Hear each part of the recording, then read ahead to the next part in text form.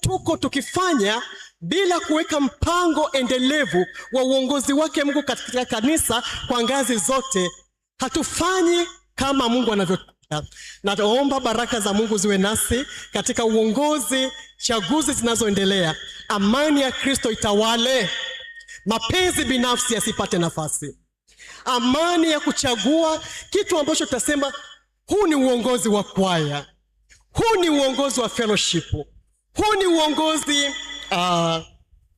wa bodi yetu ya shule, huu ni uongozi wa jumuiya, na hili ni baraza la wazee, lionekane katika picha yote ya kimungu, katika jina lake Mungu Baba na Mwana na Roho Mtakatifu.